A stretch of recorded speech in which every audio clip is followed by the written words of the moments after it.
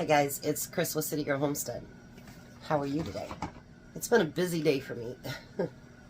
Seems like I've been away most of the day, which I kind of have. So today's day 5 of what Grandma cooked. And today we're going to make homemade mac and cheese. I'm going to post a recipe, but my grandma never ever used ground mustard for anything. So I'm not putting that in there. But it says to use a 16-ounce elbow macaroni, which I guess is 2 cups.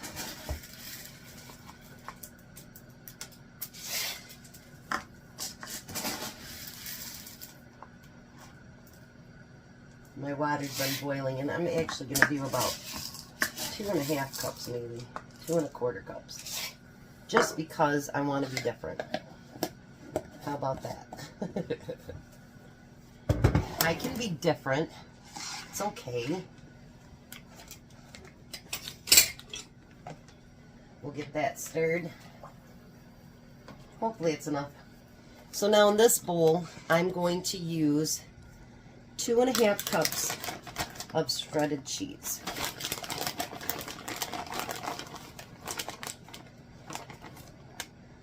One.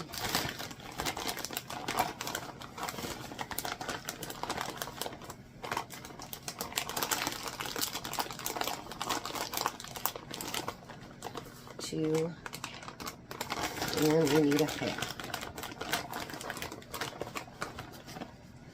And 1/2. I'm not going to put that away because we're going to use it again. Then we need 2 tablespoons of flour.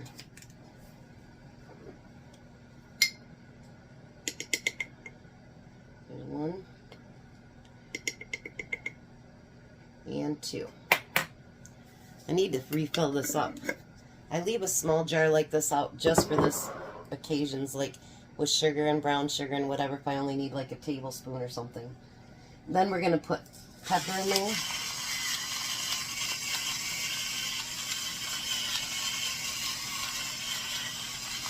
says 1/4 teaspoon, but I'm going to use what I think. How's that?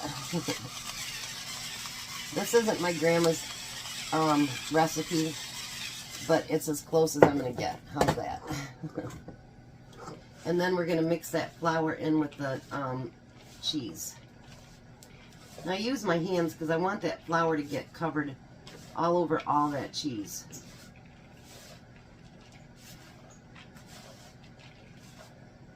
Look at that. And the reason for the flour is it's going to help thicken up your cheese.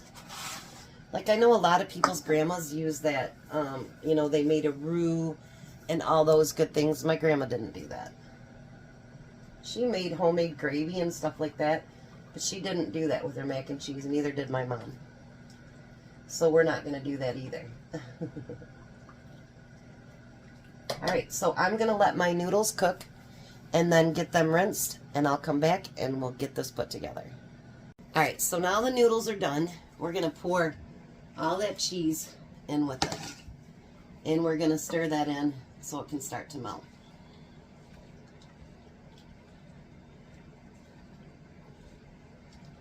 I'm taking care of work things while I'm waiting on this stuff. And my son is getting after me for not taking that antibiotic yet. He said he's going to bring over peanut butter and candy coating and stuff to make me take it. I'm just really nervous because of all the side effects. But he said you do more dangerous things than taking that medicine, which he's probably right, but I just, I don't know. Anyway, so now we're going to take a 9x13 pan and we're going to dump that all in there.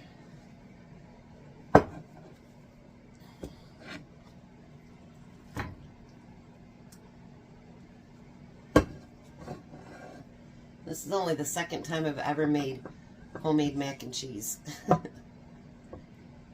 I like mac and cheese, just not very often. Like, I'll get it if we go to the buffet or something, but I loved it when I was a kid, but not as much now that I'm older, I guess. unless I'm just weird. Now we're going to spread that out. And if you notice, it's not real creamy. Not as of yet. So now we're going to take 2 cups of milk and we're going to pour that over the cheese, the noodles and the cheese.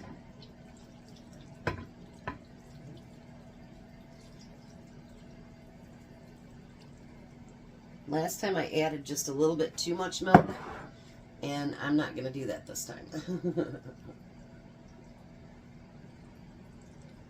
I'm going to get that worked down in there just a little bit.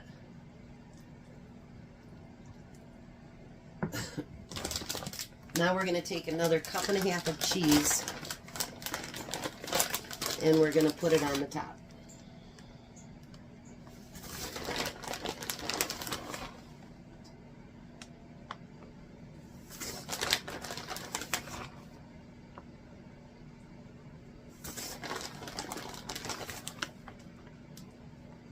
Alrighty. Then we're going to take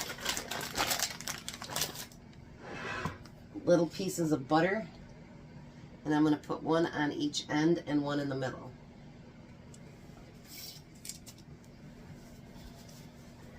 Make sure you get all the cheese in there.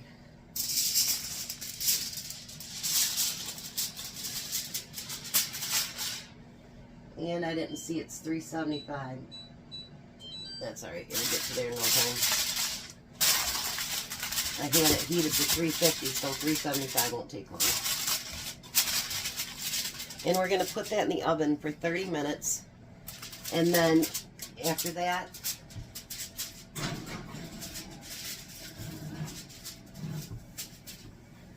we're going to take the top off after 30 minutes. And we're going to let the cheese get browned up. It's going to be awesome. I'll be back and show you what we're going to have with that tonight for dinner. Alright, so now to go with the mac and cheese, we're going to do burger patties. And as much as I love my burger seasoning, we're not going to use that tonight. Because that's not what my grandma would have done. Remember, everything was salt and pepper back then. And I've got quite a bit of time left on my mac and cheese. So we're going to cook this low and slow. And get rid of this stuff. Don't need that mess all over the counter.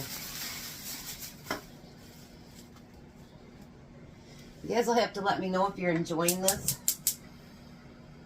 I know a few of you said I hope you do it again. We are doing it again next week. I have everything scheduled, or everything planned out anyway, for next week too. So, I'm doing 2 full weeks of it. Now this Sunday, so we're just salt and peppering them. No cheese either. My grandma didn't waste money on cheese. My mom would use the plastic cheese, so we just won't have cheese. That's one reason I don't like cheese. I don't like hamburgers. I like cheeseburgers. But for today, I'll eat them. Sunday, we're going to do breakfast, and then we'll do what I pack up to do for the week for me and Tom. And then we're going to use that Red Lobster gift certificate from my son, and we're going to take Tom out. We figure with it being his birthday month and he can get some free meals and discounts and stuff like that, might as well do it. We don't go out often, and you know what, as hardworking as he is, he deserves it. So, and then I get a day off, kinda. Well, kinda. Not really, but kinda. But, so, I'm going to get these burgers cooked up, and we're going to let the mac and cheese continue to cook, and hopefully by the time I'm done, Tom will be home. So, I really do. I'm having such a good time with this. My grandma, you know, she would make it so that it could be actually she didn't add anything on top of it, which I guess you could add chips or you could add, you know, crackers or anything like that. But she'd cook it just so that like the very tips would have a little bit of a crunch on it. And it was so good. And I loved it. And then she had to, you know, re-warm it up on the stove because she didn't have a microwave. So she would just add a little bit of milk and it'd make it creamy again on the stove. So, you know, this week really has brought a lot of memories. It really has. I have to tell you guys something. My grandparents, they owned a 2-bedroom house, and they had a big living room and a big dining room, and the kitchen was huge, and a small bathroom, and they didn't take baths as often because the septic tank was so expensive to, you know, clean out all the time. And so what they call dark water or gray water, my grandma would do dishes in the sink, and she'd have the dish pans, you know, and then you could look out the kitchen window, and when she'd drain that out, it'd go right outside. And my grandpa actually built this. It was probably about this wide. It was big enough so that you could ride her 3-wheel bike across it. But he built this little tiny bridge, and they had this indentation, so all that dark gray or whatever they call that water, soap water, you'd watch it go out there and see the soap laying on top. It probably wasn't the best of things. But they did what they had to do, you know, and like we didn't put toilet paper in the toilet. It went in a paper bag, you know. Yeah, I mean, they did everything they could do to conserve money and to be able to survive on what they made. And, you know, my grandpa, he knew how to re-web chairs. For those of us that are old enough, we understand the web chairs. And he'd buy big spools of webbing, and then he would go to that auction over there in Truppin. And he'd buy chairs that, you know, the pieces had cut or whatever, and it looked terrible. And my grandpa would redo those. And he would spend time out on the front porch, and he'd redo those. And then we'd take them out on the highway and we'd sell them. They'd just be like brand new. And so he'd make a few extra dollars. And then the bread store, he'd come down here. You know, gas was really, really cheap back then. And he would fill the entire back of my grandma's car with bread.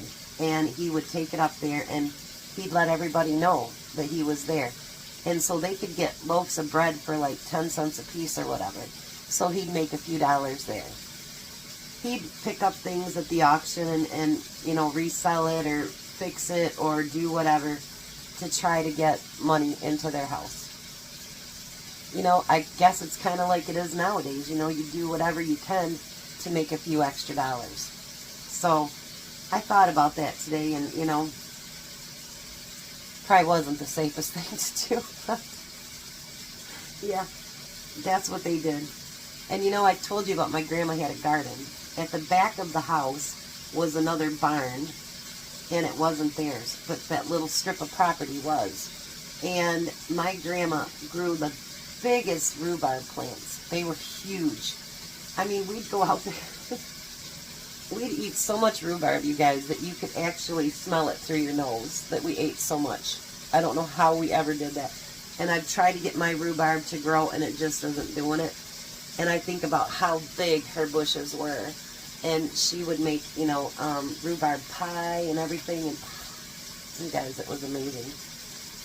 I tell you, if I thought that plant was still there, I would go and ask the people, could I dig it up? But she's been dead since 1990, so probably not.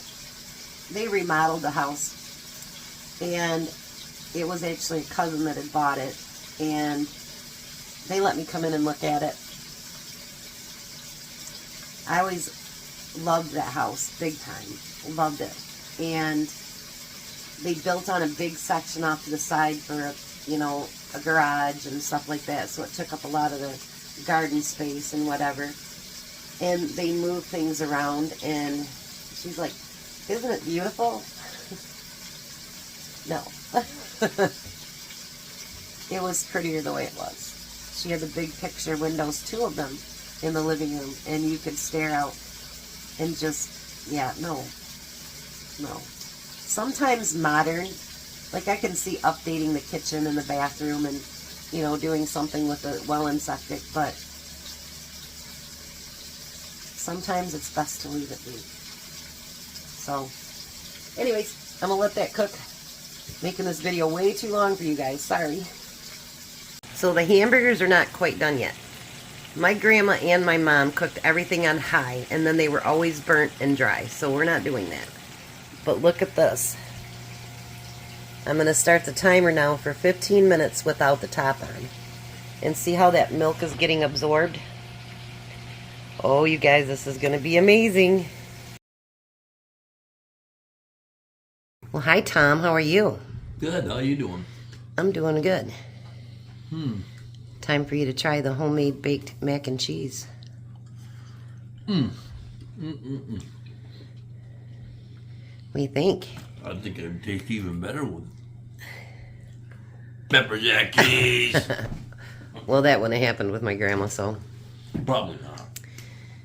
And then I'm using up bags of frozen veggies I have in the freezer to get those used up, the partial ones. So that's why the mixed vegetables today. Oh, okay. And then you got a hamburger there too, 2 of them.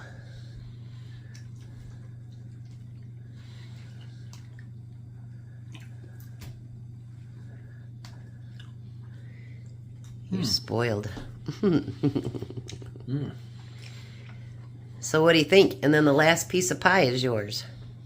Banana cream? You're spoiled for sure. How is everything, Jack? Everything's real good. Ha ha. Austin says you're so spoiled. Because you are. All right, you guys have a blessed night. Be a blessing, and goodbye, Tom. Goodbye, Tom. Goodbye, Jack. Bye. You guys have a great night.